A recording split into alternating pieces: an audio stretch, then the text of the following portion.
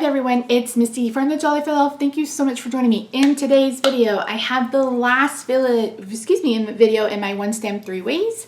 If you missed it, this is video number 3. I have made 4 cards thus far using the Mophead Hydrangea from Picket Studio, which is gorga. And we've been watercoloring the last 2 videos, and we're going to continue to do that. Now in today's video, I'm going to share with you 2 sympathy cards. I'm going to share with you how you can make those, etc. So that's what we're doing today. If you haven't already, I hope you'll consider subscribing. Let me know what you've thought about this series in the comments down below. Which cards have been your favorite? These will eventually go on the Etsy shop and be available for purchase. What else do I need to tell you? If you see something that you like and you want more than one, feel free to reach out to me. As long as I still have the stamp, I can do it. I may have to, change the pattern of the paper or something, but I take custom orders. So you can reach out to me through Etsy, or you can just email me. Also, if you haven't already, I hope you'll take a look at my Crafty D stash. So I'm filming all of these intros on the same day. So maybe you guys have already bought all of it, but just in case you haven't, that's linked in the description box down below.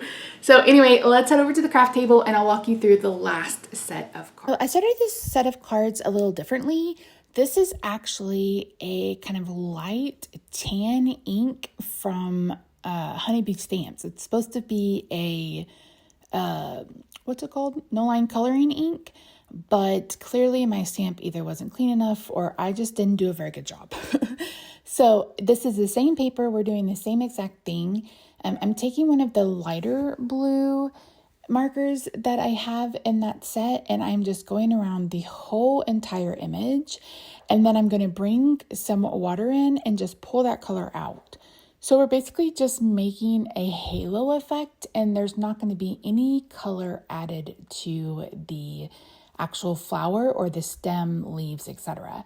We're just going to create an outline. And my idea for this initially was to have it lighter.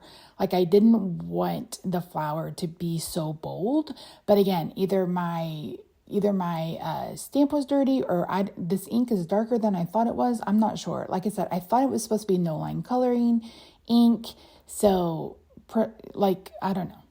I may do this set of cards again because I had a couple of issues along the way, but I really like this idea for a set of sympathy cards.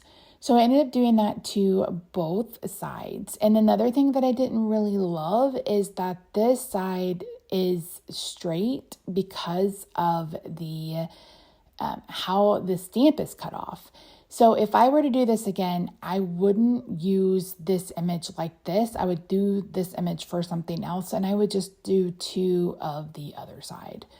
So that would be what I would do if I were doing these cards again. And again, I might. I think we always need sympathy cards, and I don't mind sympathy cards to be a bit more bolder, but I know a lot of people prefer something that isn't quite so bold. They want something a little bit more subdued for the occasion. So I go ahead and decide to add a bit more. Now these markers, they don't work well on wet paper. They work better if it's dry paper and then you use a wet brush to kind of blend them. So that might be the only difference between these and the ones from Zig. I think they're the clean color brush markers, whatever. So initially I was going to use a piece of brown cardstock to cut out with sympathy dye from Pink Fresh Studio. And then I realized that paper might be a little too thick. Or did I not realize? No, I did realize. So I'm going to find a pattern paper from Stamp Anything. I believe this is from the Jungle paper pad. I can't quite remember. But I end up using that instead. So it's a little thinner, and that's why it's a little bit fussier for me to get down. And I could not get the word with out at all. So again, another thing that I would do a little bit differently. I would use a much thinner kind of paper, or just cut something out similar with my silhouette, etc. But I still love the idea and I love the layout of these cards. But again, it's just that it just didn't work out as I had in my brain. And you guys know how I am about things don't work out that are in my brain.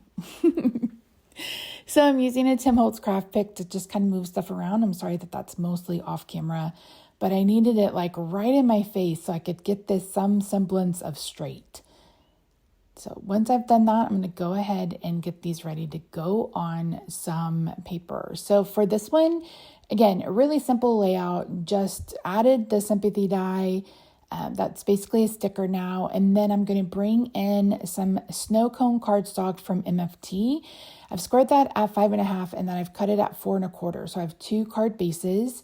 And I believe this is Eiffel Tower from them, or it may be chocolate something. I honestly don't remember what the color names are. I know that's snow cone.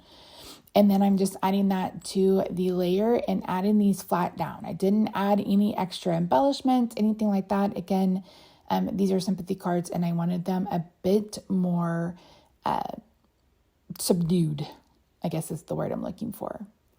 So once I've done that, that's it for this set of cards. I love this stamp so very much. You guys will have to let me know in the comments if you want to see me color this with Copics or if you want to see me, make more cards in a different way. But here is a look at these in real time.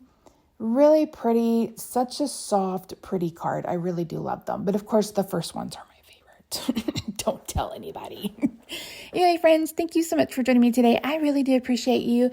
Don't forget to subscribe if you haven't already, and I will see you in the next video. Bye for now.